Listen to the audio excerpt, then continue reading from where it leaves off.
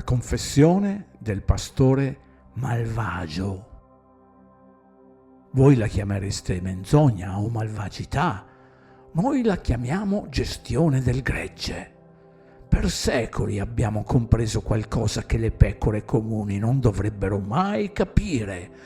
Un mondo non si controlla, perché il controllo genera ribellione.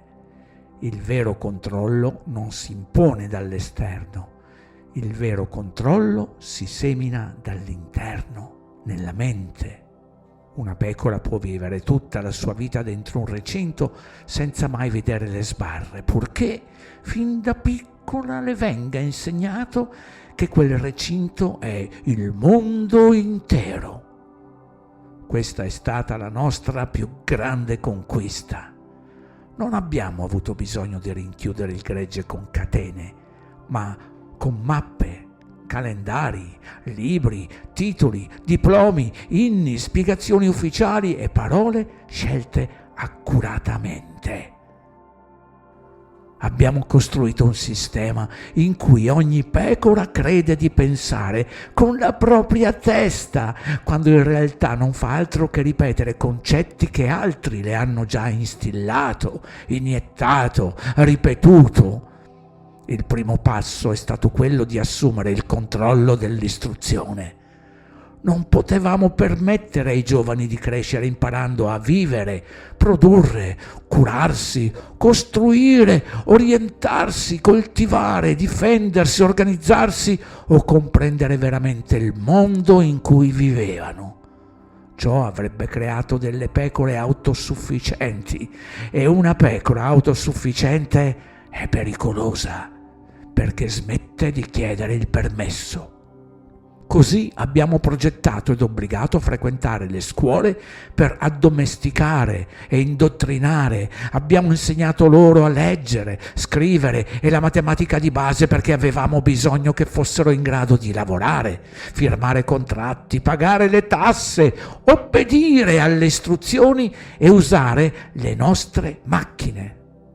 Tutto il resto l'abbiamo riempito con informazioni frammentarie, astratte, ufficiali e ripetitive, materie che davano l'illusione di imparare molto senza mai fornire loro le vere chiavi della verità e dell'esistenza. Abbiamo insegnato loro la storia, ma non la vera storia. L'abbiamo manipolata, cancellata, riscritta.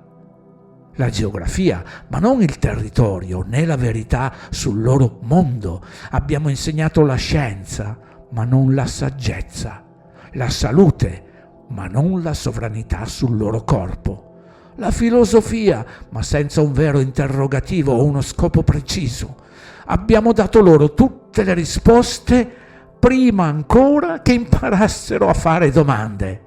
E questo è stato un altro aspetto geniale del progetto di totale sottomissione, inconsapevole. Abbiamo fatto in modo che fare domande sembrasse un difetto caratteriale.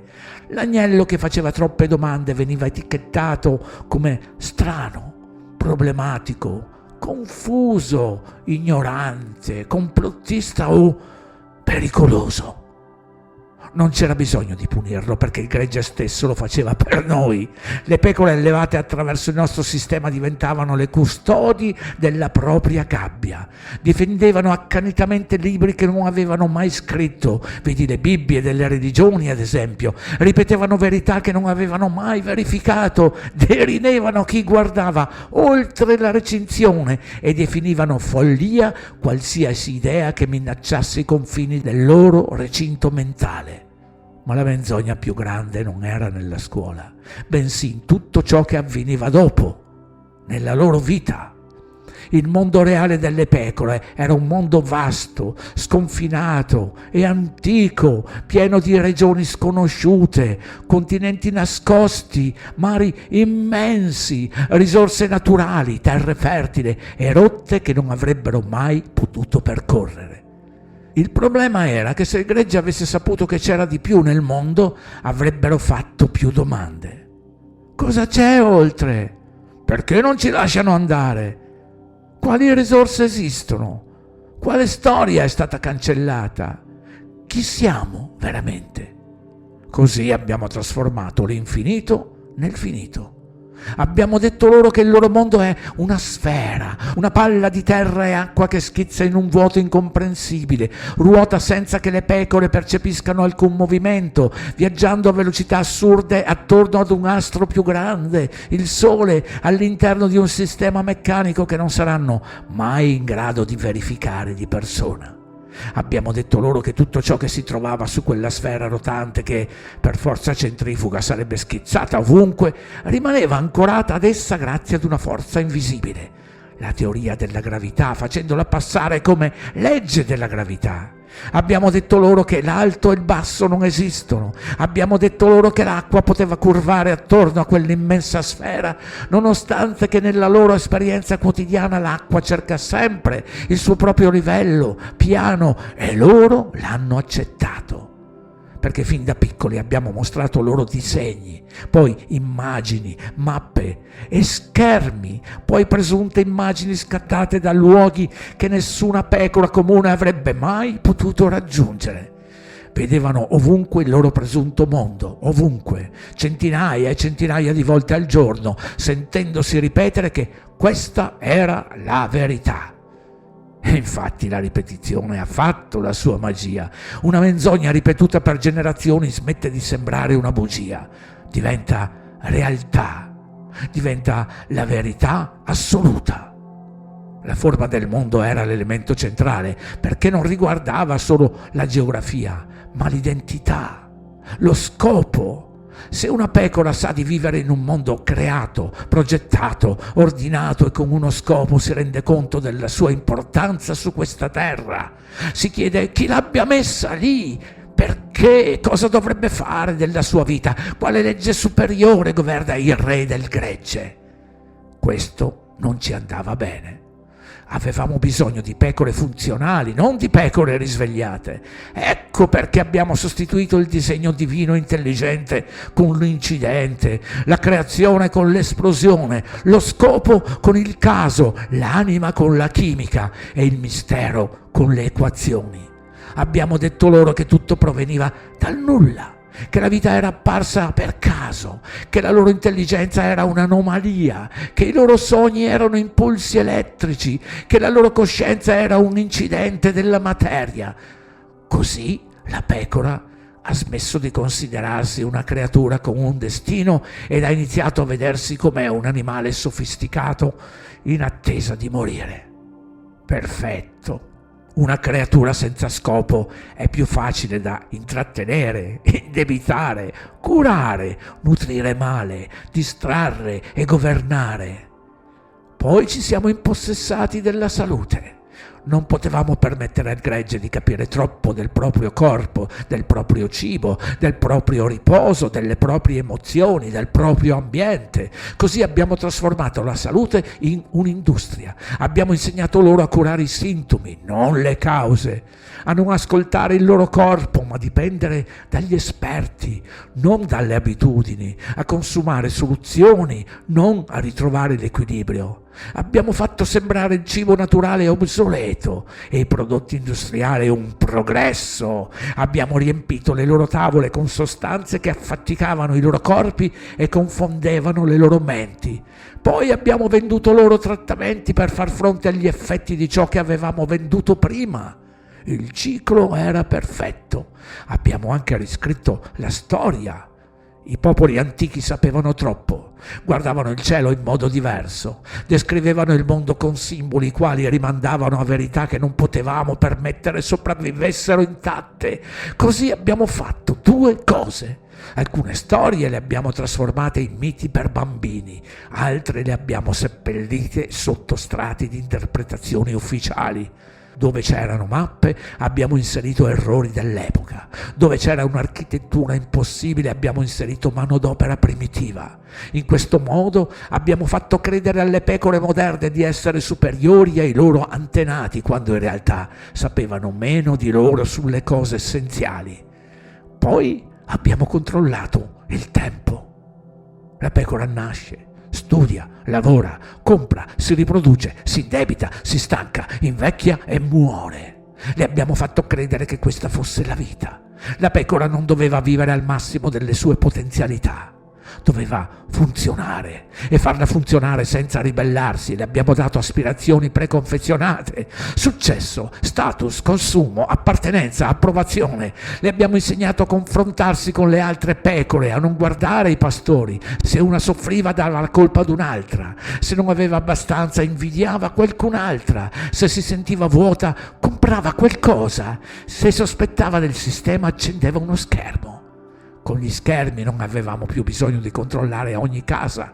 Le pecore si arrendevano volentieri allo spettacolo. Davamo loro paura al mattino, desiderio al pomeriggio e distrazione la sera.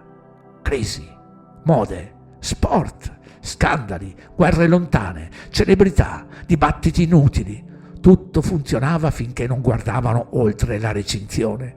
E quando una pecora riusciva a guardare oltre, avevamo pronta l'ultima difesa: il ridicolo. Non esiste arma più economica o più efficace. Non è necessario confutare chi mette in discussione, basta farlo sembrare assurdo. Una risata del gregge vale più di 1000 decreti. Così le pecore impararono ad avere paura di pensare diversamente, non per amore della verità, ma per timore di essere lasciate sole. Questo fu il nostro vero trionfo, che il mondo che mostravamo loro sembrasse l'unico possibile. Perché lo abbiamo fatto. La scarsità è il fondamento del prezzo. La limitazione è il fondamento del potere e funziona come ha funzionato per secoli. Le pecore nate nella nostra versione della realtà sono morte difendendola, credendo sinceramente di servire la verità, quando in realtà non facevano altro che gestire i corridoi di un labirinto progettato da noi. La maggior parte era semplicemente ipnotizzata. Questo è il segreto di ogni impero duraturo. Non è necessario che tutti i suoi servitori sappiano di servire una menzogna. È sufficiente che credano di proteggere l'ordine. Abbiamo anche imparato che un gregge diviso non alza lo sguardo. Lo abbiamo diviso in fazioni, gli abbiamo dato etichette, cause, nemici e guerre simboliche, una contro l'altra, pecora contro pecora, mentre noi pastori continuavamo a contare la lana. Perché una società intrappolata in lotte orizzontali raramente scopre la mano che muove la scacchiera. Adoravamo il nemico di ogni verità. Servivamo l'avversario, che voi chiamereste il diavolo. Lo rivelavamo attraverso simboli e rituali. Ma ogni sistema ha le sue crepe. A volte una pecora mette in discussione tutto ciò che ha imparato. Qualche volta si accorge che le spiegazioni ufficiali richiedono più fede di quella che le è stato insegnato a disprezzare. Altre volte scopre che le domande proibite sono proprio le più importanti e allora qualcosa si accende nella loro mente. Sboccia il sospetto che né il mondo né la realtà siano esattamente come il sistema le ha fatto credere. E questo è pericoloso, perché se la pecora capisce che l'intero sistema è costruito sulle menzogne, il sistema crolla. Allora può essere molto più grande di quanto le sia stato permesso credere, perché questo le consente di risvegliare gli altri e di conseguenza di liberarli.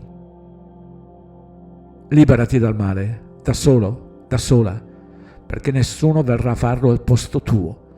Solo tu puoi spezzare le catene mentali che ti vincolano.